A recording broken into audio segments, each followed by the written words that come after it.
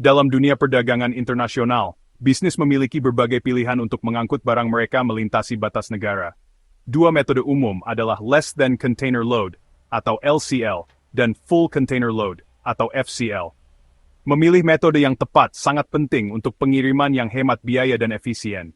Memahami perbedaan antara LCL dan FCL dapat membantu bisnis mengoptimalkan logistik mereka dan meningkatkan keuntungan mereka. Ketika memutuskan antara LCL dan FCL, beberapa faktor ikut berperan. Faktor-faktor ini termasuk ukuran dan volume pengiriman, sifat barang yang dikirim, anggaran yang dialokasikan untuk transportasi, dan kecepatan pengiriman yang diinginkan. Setiap metode menawarkan keuntungan dan kerugian yang unik, sehingga penting bagi bisnis untuk mengevaluasi kebutuhan spesifik mereka dengan cermat. Dengan memahami nuansa LCL dan FCL, bisnis dapat membuat keputusan yang tepat, yang selaras dengan tujuan pengiriman mereka secara keseluruhan. Baik itu memprioritaskan penghematan biaya, atau memastikan waktu transit yang lebih cepat. Memilih metode pengiriman yang tepat dapat secara signifikan memengaruhi efisiensi rantai pasokan perusahaan dan kepuasan pelanggan. Di bagian berikut, kita akan mempelajari lebih dalam tentang spesifikasi LCL dan FCL untuk memberikan pemahaman yang komprehensif tentang karakteristik dan kesesuaiannya untuk kebutuhan bisnis yang berbeda. Pengiriman LCL adalah pilihan yang hemat biaya untuk bisnis dengan pengiriman yang lebih kecil, yang tidak memerlukan seluruh ruang kontainer pengiriman. Dalam pengiriman LCL, beberapa pengiriman dari bisnis yang berbeda digabungkan menjadi satu kontainer. Konsolidasi ini memungkinkan bisnis untuk berbagi biaya pengiriman, menjadikannya pilihan yang ekonomis untuk volume barang yang lebih kecil. Salah satu keuntungan utama pengiriman LCL adalah fleksibilitasnya. Karena bisnis hanya membayar untuk ruang yang mereka gunakan, ini adalah solusi ideal untuk mengirimkan berbagai produk atau menguji pasar baru dengan jumlah yang lebih kecil. Pengiriman LCL menawarkan fleksibilitas yang lebih besar dalam mengelola inventaris dan menanggapi permintaan pasar yang berfluktuasi. Namun, pengiriman LCL memiliki kekurangannya. Mengkonsolidasikan dan mendekonsolidasikan pengiriman di berbagai pelabuhan dapat menyebabkan waktu transit yang lebih lama dibandingkan dengan FCL. Selain itu, berbagi kontainer dengan pengiriman lain meningkatkan risiko kerusakan atau kehilangan, terutama jika barang tidak dikemas atau diberi label dengan benar. Terlepas dari tantangan ini, LCL tetap menjadi pilihan populer untuk perusahaan rintisan, usaha kecil, dan perusahaan yang mengirimkan kargo yang relatif kecil atau tidak mendesak.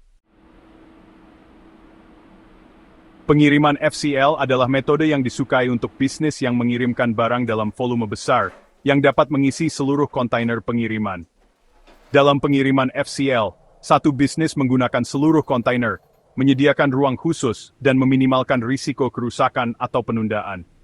Eksklusivitas ini berarti peningkatan keamanan dan waktu transit yang lebih cepat, karena kontainer tidak memerlukan pemberhentian konsolidasi atau dekonsolidasi di sepanjang jalan. Salah satu manfaat utama pengiriman FCL adalah efektivitas biayanya per unit.